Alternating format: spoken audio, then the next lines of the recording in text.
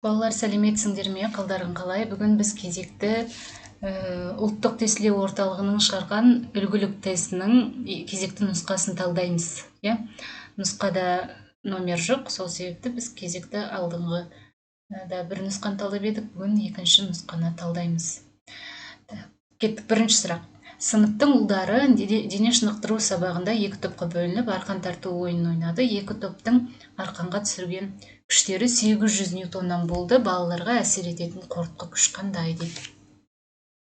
Арқан тартыс ойынын көз алдымызға елестететін болсақ, мына жерде бізде мына сызық болады. Мына жақта мысалы неше адам болады? Бір адам, екі адам болсын делік. Мына жақта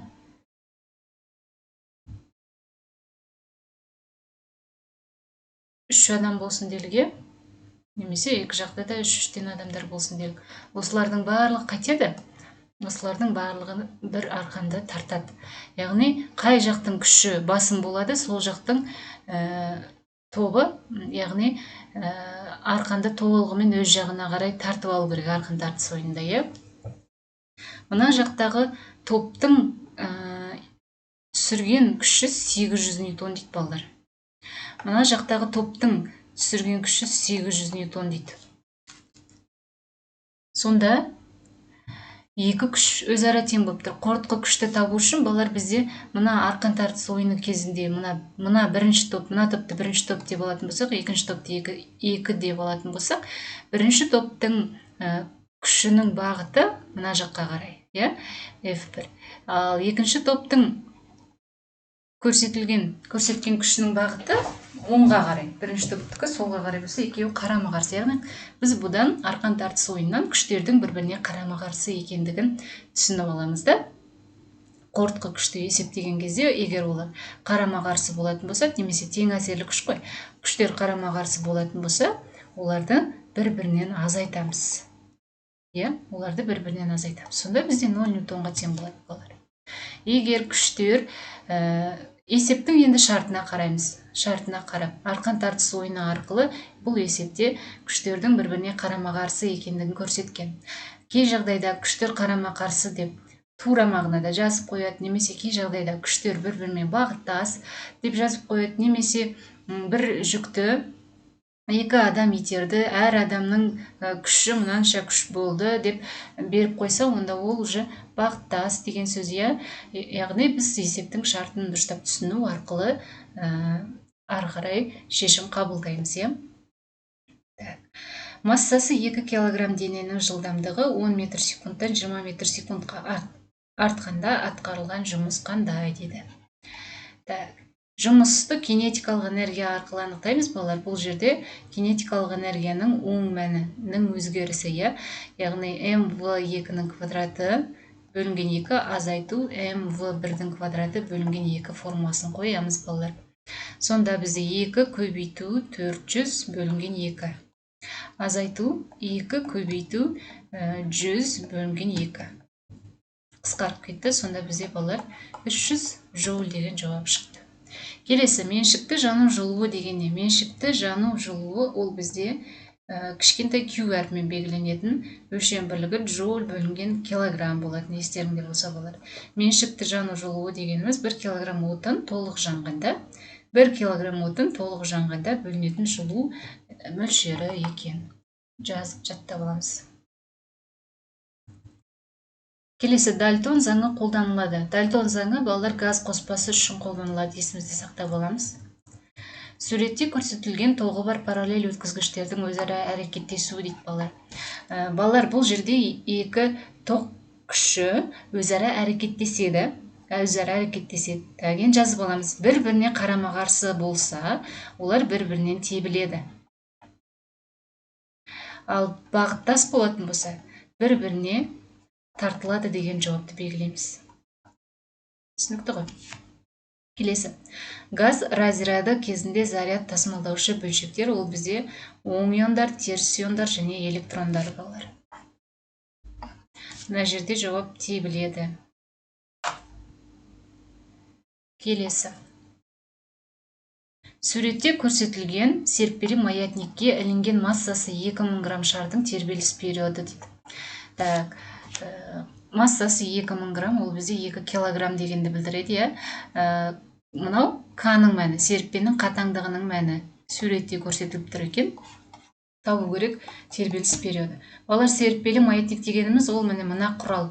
Кез келген серіппеге ілінген жүк бізде серіппелі маятник бола алады, иә. Серіппелі маятниктің өзінің тербеліс периодын есептейтін формуласы бар. Т тең 2π түбір астында ген бөлінген К. 2π-дің өзін ала берейік, жауапқа қарасақ, пи-дің мәнін қоймапты, иә.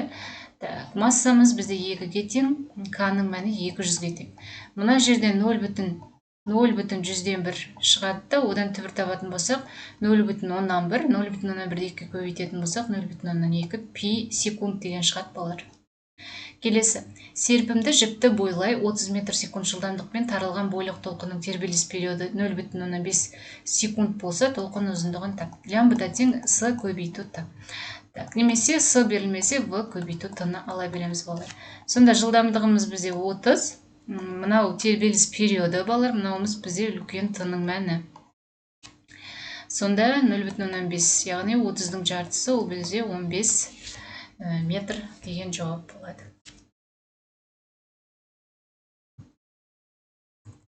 Келесі, электромагниттік толқынға жатпайтын сәуле. Гамма, бетта, ультракүлгін, инфрақызыл көрінетін жақ. Балар, бетта сәулесі. Электромагниттік толқынға жатпайтын сәуле, бетта сәулесі. Биіктігі 8 сантиметр нәрседен жинағыш линзаға дейінгі қашықтық 20 сантиметр. Линзадан кескінге дейінгі қашықтық 15 сантиметр болса, кескіннің биіктігі қандай?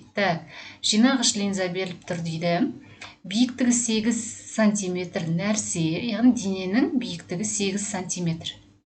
Әжде дененің биіктігі кішкентай аш деп қоям. 8 сантиметр ол бізде. Нәрседен жинағыш линзаға дейінгі қашықтық 20 сантиметр. Мына қашықтығымыз, мына ара қашықтығымыз, балар, 20 сантиметр. Ол бізде Д. 20 сантиметр. Метрға айналдырмай қойып. Мынау, келесі, линзадан кескінге дейінгі қашықтық 15 сантиметр. Мынау линзадан біздің пайда болған кескінге дейінгі ара қашықтық, яғни F-мыз 15 сантиметр дейді. Табу керек не дейді? Табу керек кескіннің биіктігі. Кескіннің биіктігі. Балар, мына жерде үш бұрыштардың ұқсастығын пайдаланамыз, балар. Мына жерде бұрыштар. Мына жерде пайда болған екі үш бұрышты ұқсас үш бұрыш дейді, геометриялық тұрғыда. Осылай қолдансақ болады. Сонда үш бұрыштардың ұқсастығы бойынша, ұқсастық қасиеті бойынша табандарының қатынасы тең болады. Мына жерде гипотенузаға қарсы жатқан катеттерінің қатынасына тең, Д-ның F-қа қатынасына тең. Бізге нені табу керек? Бізге үлкен ашты табу керек. Сонда кішкентай Д-ны бөлеміз. 20 бөлімінде 8 көбейту 15 үстінде. Сонда бізде қандай жауап болады? Мына екеуі қысқарды 2, мұнда 5. Мына жерде бұлай 3 болады, сонда 6 сантиметр деген жауап болады, балар. 6 сантиметр. Келесі. Табанның ауданы 1 дециметр квадрат тік орналасқан цилиндрдегі үйкеліссіз сырғанайтын массасы 10 килограмм поршень астында ауа бар дейді. Ауаны изобаралық қыздырғанда поршень 20 сантиметрге көтерілді. Сыртқы қысым 100 килопаскаль болса, ауаның атқарған жұмысы қандай дейді. Балар, бізде цилиндр берілген.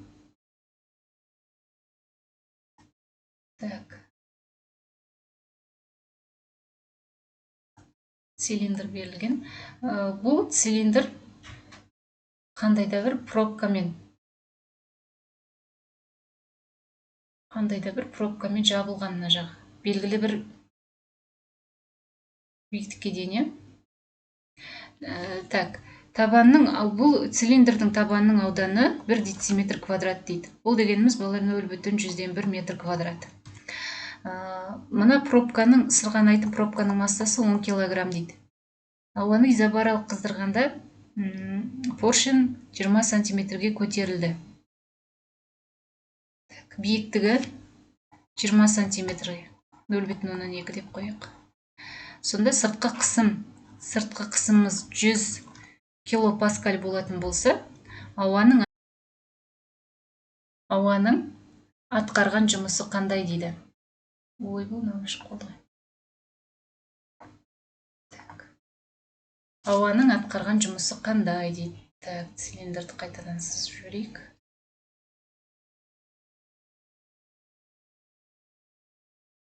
Мынау поршень, иә? Бұл поршеннің массасы белгілі болып тұр. Пробка. Так, мынау биіктігі, оның көтерілгені. Бізге жұмысты табыңдар дейді балалар. Яғни бізде сыртқы қысым, мынаның ішінде ауа дейді, ішінде сұйық ештеңе емес, ауа дейді. Оның сыртқы қысымы белгілі болып тұр. Біз оны А П дельта В арқылы жұмысты есептеп алсақ болады, және де пробканың биіктікке көтерілгендігі арқылы механикалық жұмысты да есептеп алсақ болады. Сонда бізде оның 5 дәрежесі көбейтілген дельта В дейді. Так, көлемді біз S көбейтіп H-пен анықтасақ болады. Мына жерде массамыз бар, 10 бар, H-тың мәні 0,2. Сонда мына жерде 20 джоуль. Мына жақты есептейік, оның 5 дәрежесі. S-іміз бізде 0,1, H бізде 0,2. Сонда мына жерде 3 дәреже мына жақта қысқарып кетті, 2 дәреже қалды. Өтірдің бәрі қысқарды, 2 көбейту оның 2 дәреже, сол бізде 200 балар. Сосын осы екі жұмыстың қосындысының мәнін 220 деп алып белгілейміз балар. Келесі, идеал газға 600 джоуль жылу мөлшерін бергенде сыртқы күштердің жұмысы 200 джоуль болды. Газдың ішкі энергиясының өзгерісі қандай дейді.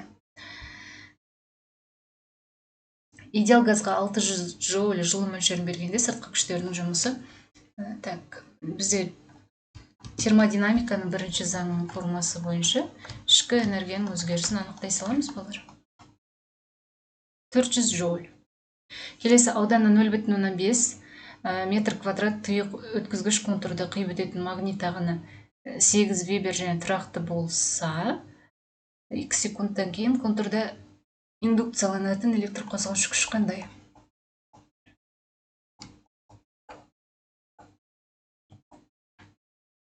Төрт вольт балар.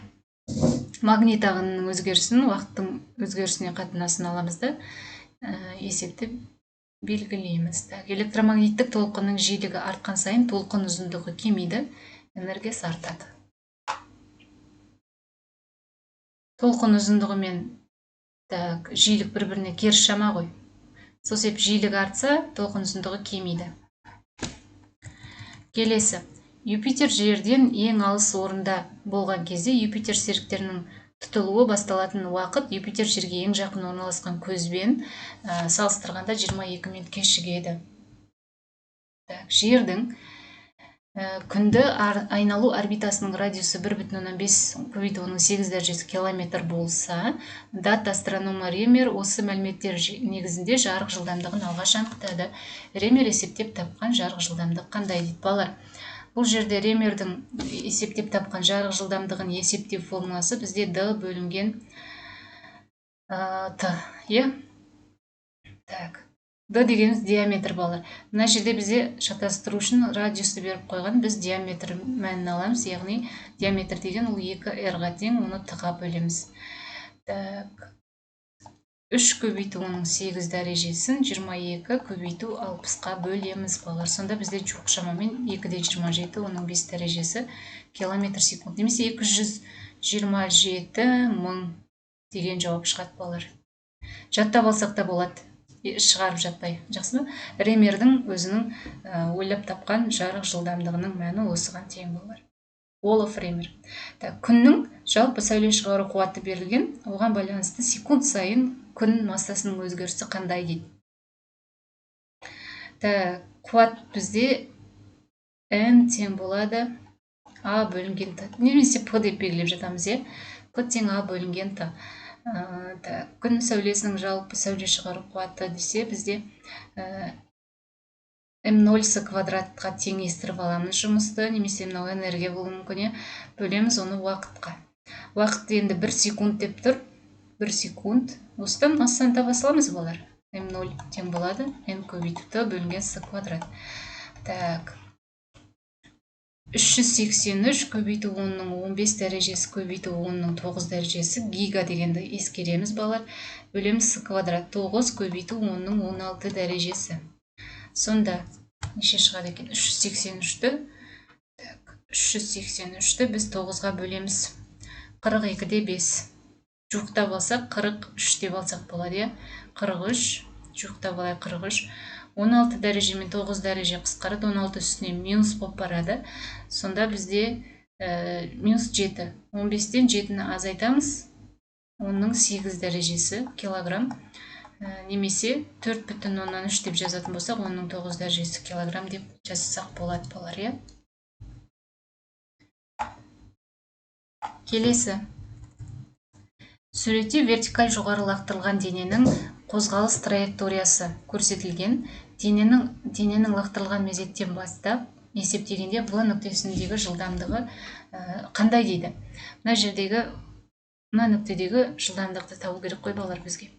Енді біз балар энергияның сақталу заңын негізге ала отырып бұл есепті шығарамыз. Біздің есепте толық энергия мына H биіктікте толық энергиямыз mg үлкен H-қа тең. Келесі дененің мына B нүктеге жеткендегі толық энергиясы mgh қосылған mv квадрат бөлінген 2. Мына жердегі нүктедегі биіктігін алып тұрмыз. В деңгейдегі. Сонда толық энергияны есімізге салайықшы. Дененің толық энергиясы дегеніміз дененің сол мезеттегі потенциалдық энергиясы мен кинетикалық энергиясының қосындысына тең. Дененің ие болған потенциалдық және кинетикалық энергиясының қосындысына тең. Сол мезеттегі. Енді осы энергияларды бір-біріне теңестіре салсақ болады ғой. Олар дененің қай қозғалысы болмасын, қай қозғалыс сәтінде болмасын, толық энергия өзгермейді. Яғни қосындылары әрдайым тең болып шыға береді. Сонда mg үлкен h тең болады mgh қосылған mv квадрат бөлінген 2. Массалардың барлығын қысқартып жіберсек болады балар. В квадрат бөлінген 2-ні мына жаққа бір жаққа шығарсақ, gh азайту g кішкентай h болады. Осыдан v-ны табатын болсақ, 2 gh азайту gh. Мына формула қалды. Енді осыдан орнына қойып шығарып көрейік. Мынаны 10-ды мына жаққа көбейтіп жүрсек болады 20 деп. Үлкен h-ымыз 50, кішкентай h-ымыз 15.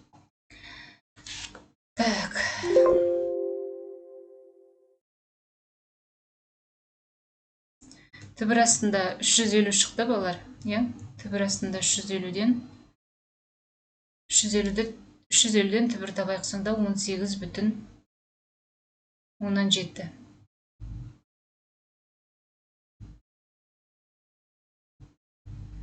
Қай жерден қателес кеттік? 50 азайту 15 көбейту 20 екен ғой. 700 балар, түбір астында 700 шықты, 26-да 4 деген жауап шықты түбірден шығарған кезде.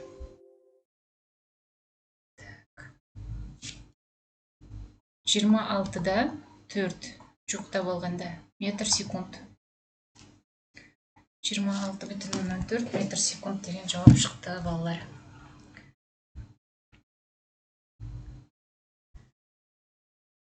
Келесі тапсырма балалар. Ұзындығы 10 сантиметр, ал көлденең қимасының ауданы 1,4 мм квадрат алюминий сымнан жасалған сақинаны қиып өтетін магнит ағынның өзгеру жылдамдығы берілген индукциялық ток күші қандай дейді. Балалар, ұзындық L бірден жаза салайық. Ұзындық L 0,1 метр. Аудан 1,4 мм квадратымыз балар -6 дәреже метр квадрат ауысқан кезде. Өзгеру жылдамдығы деп тұрған жерде шатасып кетулеріңіз мүмкін. Сол себепті Вебер деген нені өлшем бірлігі? Вебер деген бізде магнит ағын өлшем бірлігі. Оның тыға қатынасының мәні 10 милливебер секундқа тең деп тұр. Сонда 10-ның -2 дәрежесі вебер бөлу секундқа тең дейді. Индукциялық ток күшін анықтаңыз дейді. біз оны табу үшін не істейміз? Так, эпсилон тең болады дельта ф-ның дельта т-ға қатынасы. Балалар, значит, мына мән бізде эпсилонның мәніне тең. Эпсилонның мәні 0 бүтін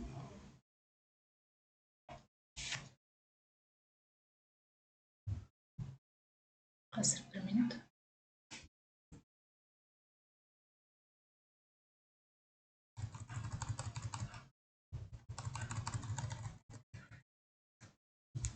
Эпсилонның мәні 0 бүтін 100-1-ге тең деген сөз.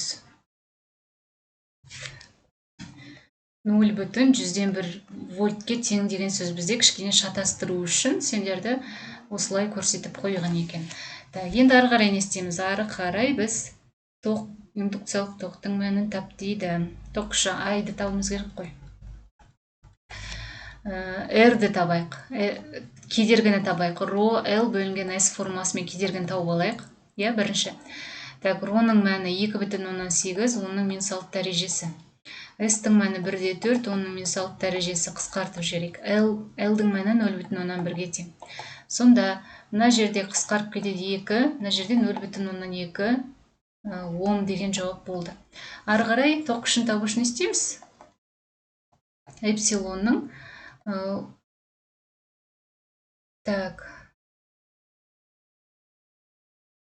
R-ға қатынасы, эпсилонның R-ға қатынасы. Осыдан 0,100-ді 0,2-ге бөлеміз. Дұрыс па, балар? Дұрыс есептедік қой, 0,100-ді 0,2-ге бөлеміз.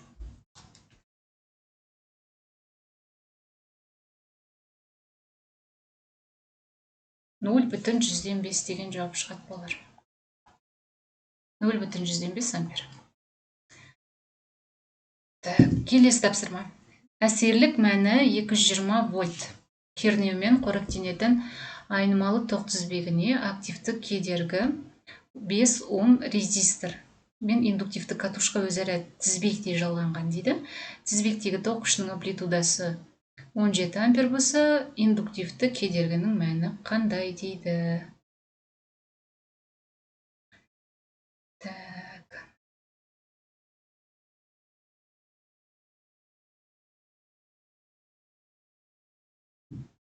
Бізде әсерлік мәні беріліп тұр.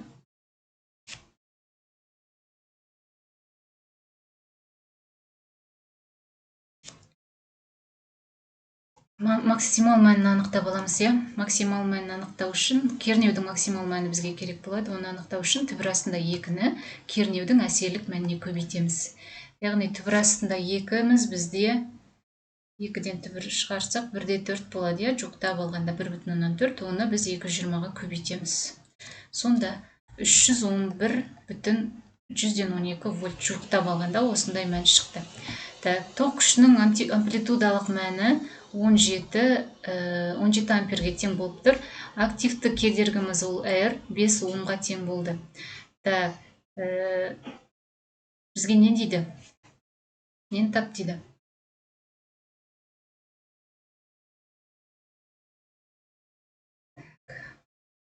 Бізге индуктивті катушкаға өзара тізбекте жалған тізбектегі тоқ күшінің индуктивті кедергінің мәні. XL-ді табу керек қой, балар. Бізге XL-ді табу керек. XL-ді қалай табамыз? Яғни индуктивті кедергіні XL әрпімен белгілеуші едік қой. XL-ді табу үшін біз тоқ күшінің амплитудалық мәні тең болады. Кернеудің амплитудалық мәнін біз толық кедергіге бөлетіміз. Толық кедергі бізде айнымалы тоқ кезінде активті кедергінің квадраты қосылған X яғни символдық кедергі бермегендіктен XL-дің квадраты деп алсақ болады. Енді біз осы формуланы түрлендіреміз, балар. Түбірден құтылу үшін екі жағын квадраттаймыз. Сонда бізде IM-ның квадраты тең болады. Мына жақта UM-ның квадраты түбір асты жоқ болып кетеді. R квадрат қосылған XL-дің квадраты. XL-дің квадратын табу керек, балар. Екеуінің орнына ауыстырып жіберсек, екеуінің орнына ауыстырып жіберетін болсақ, Так, у м квадрат бөлінген ай м квадрат. Мына жақта xl-дің квадраты тең болады деп жазсақ, так, минус r квадрат десек дұрыс болады, иә? Так, енді орнына қойып балар. У м-ның квадраты. Уже квадраттамай өзін анықтайтын болсақ, біз түбірге алады екенбіз ғой. Сонда квадраттаймыз, иә, квадраттап бөлеміз міндетті түрде. Так, 311 бүтін 112. Оның квадраты. Оны бөлеміз тоқ күшіне 17-ге. 17-ның квадратына бөлеміз, сонда 334-те 93 шықты. 334, 93 азайту түбірде тұр бұлар, иә. R-дің квадраты 25. 309 дейді. Түбір тапсақ 17-де 6 дейді. 17-де 6 балар. 17-де 6, 10 деген жауап шығады. Дұрыс жауабы.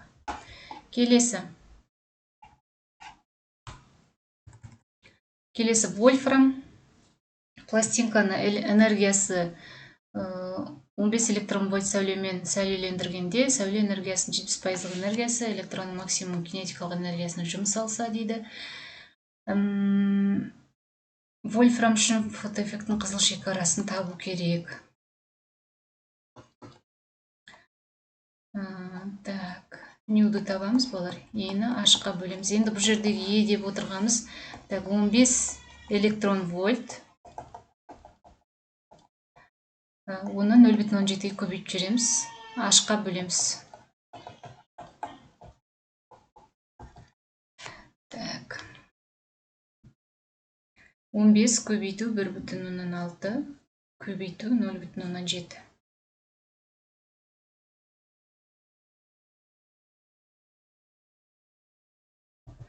Көбейту 1,6, көбейту 0,17. Так, бөлеміз 6,162-ге. 2,15. Дәрежелерін тексерейік. 34 үстіне плюс болып барады да, 19-дан азайтамыз ғой, сонда 15 дәрежесі. Герц жауап шығып тұр болар. Е жауабы. Келесі балар бізде контекстік тапсырма. Серпеге массалары бірдей, бірдей жүктер ілінген. Екінші суретте осы серпеде пайда болатын серпімділік күшінің оның ұзарына тәуелді график көрсетілген дейді. Серпенің қатаңдық коэффициенті қандай дейді. Балар, суретке қарап анықтаймыз ғой. Гук заңының формасы бойынша f тең kx, осыдан k-ны табатын болсақ, f-ті x-қа бөлеміз. Енді f-тің кез келген нүктесінен ала береміз. 4 болса 4, 8 болса 8. X-тің мәні 4 болған кезде f-тің мәні 3 болады ғой. X-тің мәні 8 болған кезде 0,8 сантиметрді ескереміз. 8 болған кездегі f-тің мәні 6. Біз осыны алдық. 6-ны бөлеміз 0,8-ге. 75 ньютон бөлінген метр деген біздің серіппеміздің қатаңдығы шығып тұр бізде. Келесі. Егер серіппенің ұзаруын 2 есе арттырса, серпімділік күші қалай өзгереді дейді. Балар, серіппенің ұзаруы деп отырғанымыз x қой. Күш қалай өзгереді дейді.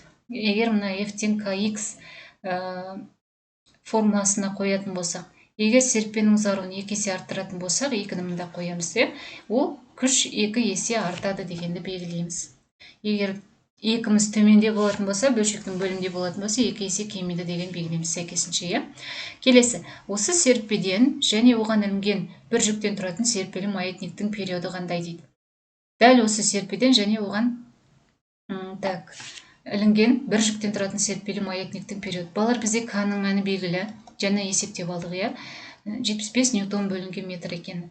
Енді бізде мына жерде суретте байқап тұрсаңыздар, 2 жүк ілінген. Сұрақта сұрап тұр, бір жүктен ілінген деп тұр. Яғни біз мына жерден массаны тауып алуымыз керек қой қайтсек те. X-ті тауып көрейік. X-ті тапсақ, мына жерде бастапқы мән 80, соңғы мән 20. Яғни X-тің мәні 20 сантиметрге тең. 60 80, 60, 60-тан 80-нен 60-ты азайтсақ 20 сантиметр болады, 0,2 метр. Ары қарай массаны қалай анықтаймыз? Массаны анықтау үшін біз mg kx формасын теңестірейік. К-ның мәні белгілі, kx-ті g-ға бөлеміз. К-ның мәні 75, x-тің мәні міне жаңа таптық 0,2 бөлеміз 10-ға. Сонда 75-ті көбейтеміз 0,2 бөлеміз 10-ға. 1,5. Балар, бұл 1,5 килограмм деп отырғанымыз екі жүктің массасы. Яғни бізге не дейді? Бір жүктен тұратын серпелі маятниктің периоды дейді. Яғни бізге керекті масса мынаның жартысы ғой, 1,5-тің жартысы, яғни 0,75 килограмм.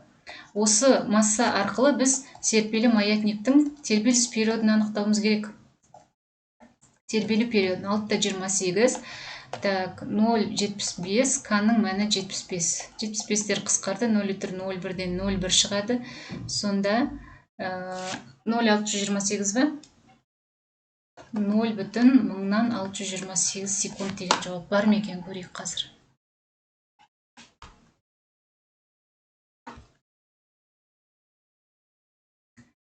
Так, 0,628-ді 3,14-ге бөліп жүрейікші. 0,2 пи секунд.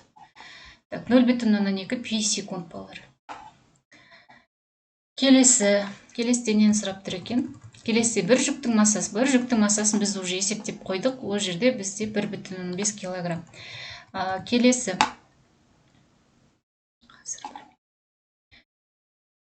Келесіде бізде серпеге ілінген бір жүкті тепе-теңдік қалпынан 5 сантиметрге төмен созып, сосын қоя берген. Осы жағдайда жүктің тербеліс теңдеуі қандай дейді?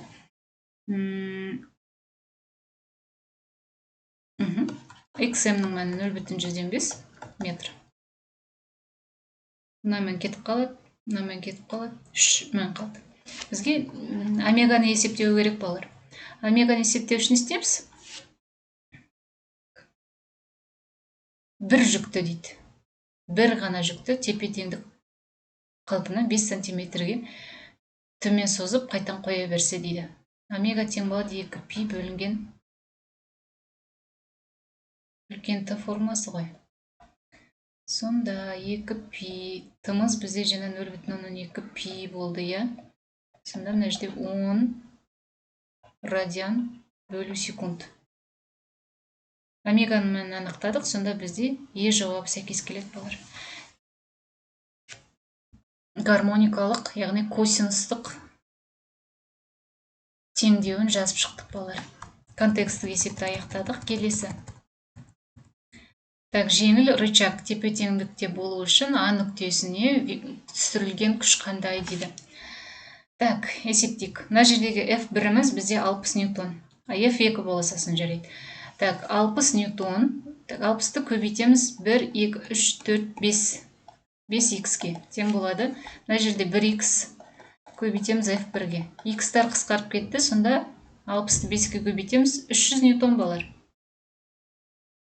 300 ньютон, 0,3 килоньютон. Қалған жауап келмейді. Келесі. Көмір қышқыл газ молекуласының массасы табу керек. Так, М тең болады М0. Бір молекуласының массасын табуымыз керек қой балар. Яғни осыдан М0-ді анықтайтын болсақ, М-ді. Так, шырас кеттім ғой деймін мен,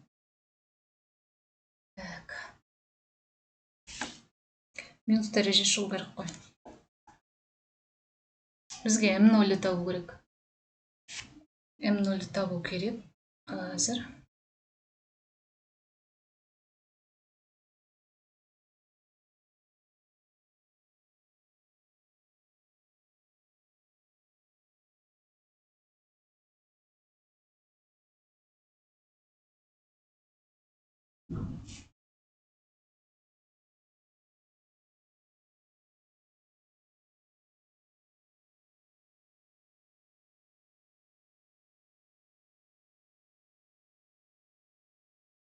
Так, балалар. бізге кішкентай М0-ді табуымыз керек қой. Бір көмір қышқыл газының бір молекуласының массасын анықтауымыз керек. М-нің N авогадроға қатынасы. Яғни бізде мынау үлкен М-міз тең болады жаңағы М0 N авогадро. Жаңа мен кішкене қателесіп кеттім. 44 көбейту оның минус 3 дәрежесін 6,2 оның плюс 23 дәрежесіне бөлеміз. Дәрежесіне плюсіміз минус болып барады, минус 26 дәреже. 44-ті бөлеміз 6,2-ге. Сонда 7,3 оның минус 26 дәрежесі. Немесе 73 көбейту оның минус 27 дәрежесі деген жауап шығады болар. Әр қайсысының электр қозғаушы күші 12 вольт, ішкі кедергісі 2 Ом, 24 тоқ көзін бірдей 4 топқа бөліп, және оларды параллель жалғап кедергісі 4 Ом резисторға қосқан дейді. Осы резистор арқылы өтетін тоқ күші және тізбектің толық кедергісі қандай дейді. И тең болады эпсилон R қосылған R. Әр қайсының электр қозғаушы күші 12 вольт, 24 тоқ көзі дейді балар. 24 ішкі кедергісі бар оның деген сөз, иә. Мынандай ғой электр қозғаушы күш. Ішкі кедергілеріміз бізде тоқ көзінің жанында айналасында пайда болады ғой. Сонда 24 тоқ көз болса, олар 4 топқа бөлініп алып, мысалы мынандай ғой, мынандай кедергілермен көрсете берейікші,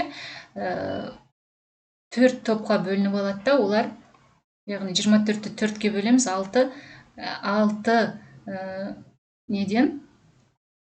6-6-дан олар бір-біріне параллель жалғанып орналасады. Міне мөлшерімен мен көрсетіп қойдым, иә? Параллель болып орналасады. Тоқ көзі балар бірақ. Мен мына жерде кедергі реостаттарды көрсетіп жатырмын, иә? Тоқ көзі бір-біріне параллель орналасқан дейді. 4 топқа бөлініп алып. Дұрыс қой, иә? 6-6-тан параллель орналасты дейді. Енді осының ішкі кедергіні анықтап алуымыз керек, балар. Ішкі кедергіні анықтап алайық, 24 топ. Мысалы, кедергілер бір-біріне тізбекте жалғанатын болса, олардың қосындысын ала саламыз ғой. Мына жерде 6 кедергі, яғни 6 ішкі кедергі болатын болса, 6-ны 2 Ом, әрқайсы 2 Ом болатын болса, барлығын қосамыз. Яғни 6-ны 2-ке көбейтеміз, бізде 12. 12, мына жердегі бір қатар 12 Ом. Келесі қатар 12 Ом. Келесі қатар бойынша жалпы кедергі 12 Ом, барлық қатар бойынша жалпы кедергі 12 Ом. Енді осыларды параллель жалғаған кездегі жалпы кедергіні есептейтін болсақ, 12-ні не істейміз? 12-ні біз 4-ке бөле салсақ болады. Сонда 3 Омға тең болды. Енді толық кедергіні есептеу үшін мына кедергі ары қарай тізбектей қосылған болса, сыртқы кедергі 4-ті қоса саламыз, 4-ке 3-ті қосамыз. Сонда 7 Ом, балар мұны толық кедергіміздің мәні 7 Омға тең. Енді тоқ күшін есептейміз. Тоқ күшін есептеу үшін эпсилонды R қосу R-ға бөлеміз ғой, иә? Толық тізбек үшін Ом заңы. Енді эпсилон толық, электр қозғаушы күші тоқ көздері 24 тоқ көзі бір-біріне тізбектей жалғанса, 12 вольттан тізбектей жалғанса, олар U-дің мәні қосындысына тең, жалпы U-дің мәні қосындысына тең. Сонда біз 12-ні қосамыз өз-өзіне 6 рет, яғни 6-ға көбейте салайық, иә? Біз жалпы ені эпсилонда есептеп жатырмыз, балар. 12-ні 6-ға көбейтеміз, 6-12, 72 вольт. Мына қатарда 72, мына қатар 72, мына қатар 72, мына қатар 72. Енді балар, олар бір-біріне параллель қосылған кезде, U-мыз константа деген ережені негізге ала отырып, біз эпсилонның мән 72-ге тең деп аламыз да, 72-ні 7-ге бөледі екенбіз. Сонда 72-ні 7-ге бөлсек, олар 10,3 жоқтағанда. Сондай жауап бар екен. Д жауабы және А жауабы балар. Д және А жауабы шықты. Түсінікті болды деп ойлаймын, балар, есептер, келесі.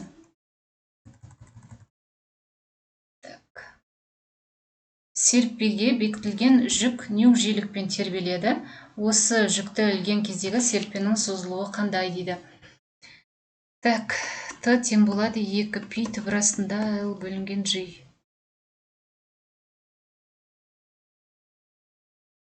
Енді осыдан Т мен ню бір-біріне кері шама. Осыдан L-ді табатын болсақ,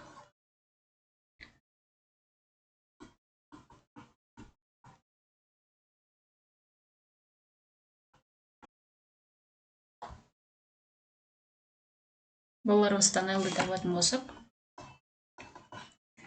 G бөлінген 4π квадрат ню квадрат. G бөлінген 4π квадрат ню квадрат. Немесе G бөлінген 2π нюдің квадраты. С жауабы болар. С жауабы. Форма арқылы шығарамыз. Радиоқабылдағышты детекторлерді жүзеге асыратын құрылғы. Қабылдағыш антенна, дыбыс зорайтқыш, балалар. Келесі.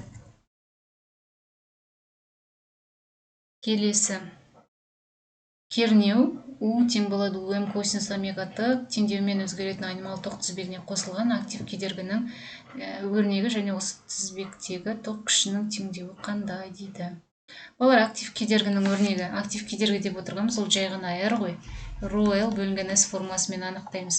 Ал енді тоқ күшінің теңдеуін жазған кезде, енді ескереміз. Тоқ күшінің теңдеуін жазған кезде удың теңдеуі, яғни кернеудің гармоникалық теңдеуі косинуспен беріліп тұрса, значит, едікі синуспен беріледі деген сөз. Сонда косинус омега-Т, ИМ косинус омега-Т формасы болады, балар. Пи бөлінген 2 мына жерде егер берілген болса, қосу пи бөлінген 2 деп. Онда біз мыналарды белгілесек болушы еді. Бізде берілмегендіктен біз пи бөлу 2-сі бар формуланы белгілей алмаймыз, балар. Бір атомды газ қыздырғышы дейді. Балар, бұл сұрақ келген. Сызықтық немесе геометриялық оптикамен түсіндіріледі. Бұл да келген, балар, я. Сызықтық немесе геометриялық оптикамен түсіндіріледі. Келген. Қараймыз оны өзіміз. Алдыңғы нұсқа талдап кеткенбіз. Келесі суретте көрсетілгенде массалары ескермейтін арбашалардың біріншісіне кірпіш, екіншісіне дәл сондай 2 кірпіш салынған. Алғашқыда серпені сығып тұрып, одан кейін жіберіп қалғанда арбашалардың алатын жылдамдықтарын қатынасы қандай дейді. Балалар, импульстерін теңестіріп шығарып көрейік. Мына жердегі массамыз М В1 болатын болса, мына жерде 2 масса болғандықтан 2М В2 деп жазсақ, массалар қысқарып кетеді. Сонда В1 тең болады 2В2, В1 тең болады 2В2. Немесе В2 мен жазатын болсақ, В1 бөлінген 2 деген жауап.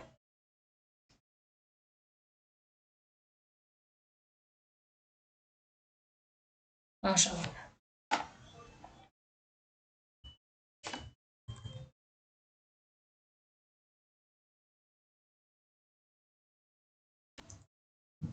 Келесі тапсырма, балар, егер уран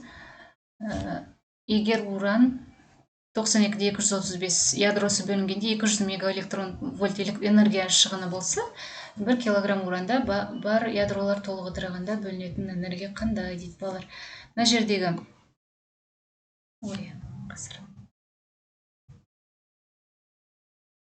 35-ші сұрақ,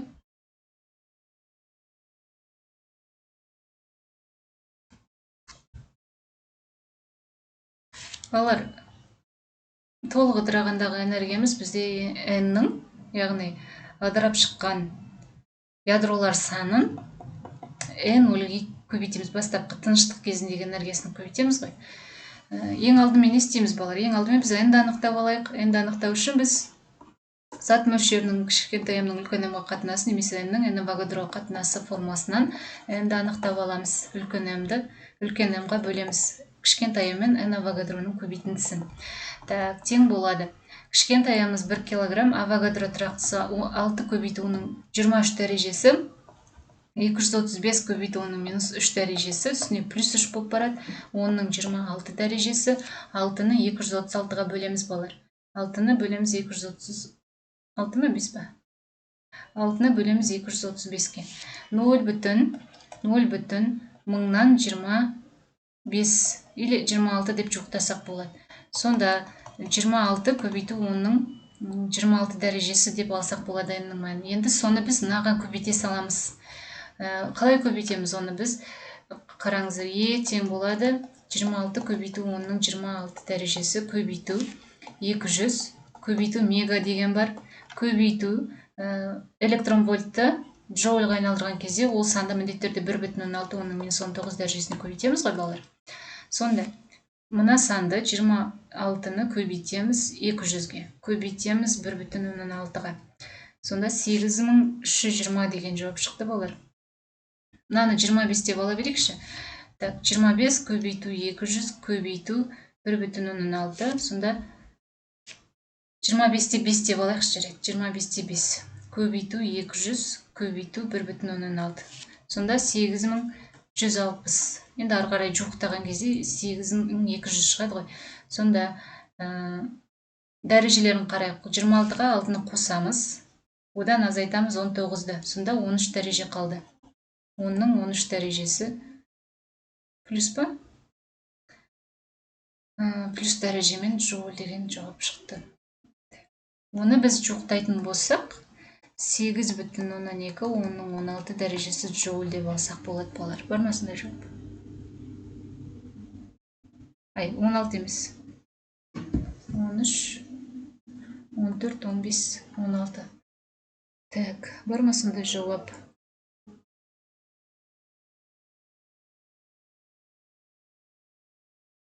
Так, дәрежені қайтадан дұрыстайықшы. 26 қосылған 6. Азайту 19. 13 дәреже тұр. 25-те 5 көбейту. Мына жерде 0, 25 дедік. 3 дәреже. Мына жердегі 3 дәрежені ескердік па біз? 23 дәреже болу керек қой. 23 дәреже. Сонда 23 плюс 6 минус 19. 10 дәреже балар. Мына жер 10 дәреже. Мына жер 10 дәреже. Сонда 11, 12, 13. 13 дәреже ғой балар. 8,12 көбейту 10-ның 13 дәрежесі джоуль деген жауап болады. Осыны енді электрон вольтқа ауыстырып көрейік. Электрон вольтқа ауыстыру үшін санды мына санға бөлеміз. Шығып тұрған санды. 8,12 бөлінген, мәне көрсетейінші. 8,12 10-ның 13 дәрежесін 1,6 10-ның -19 дәрежесіне бөлсек, джоуль деген өлшем бөлік электрон вольтқа ауысады. Так, 5,1 19-дан 13-ті азайтамыз. 6 дәреже ғой. Азайтпаймыз ғой, қосамыз ғой керісінше. 13-ке 19-ды қосамыз балар. 32 дәреже. 10-ның 32 дәрежесі электрон вольт. 5,1 көбейту 10-ның 32 дәрежесі.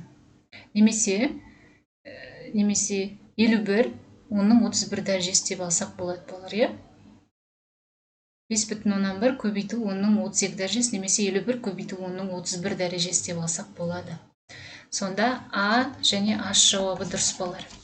Жақсы балар, назар аударып қарағандарыңызға рахмет, пайдалы білім болсын. Барлығын есімізде сақтауға тырысамыз. Сабағымыз, нұсқа талдауымызды аяқтаймыз. Сау болыңдар.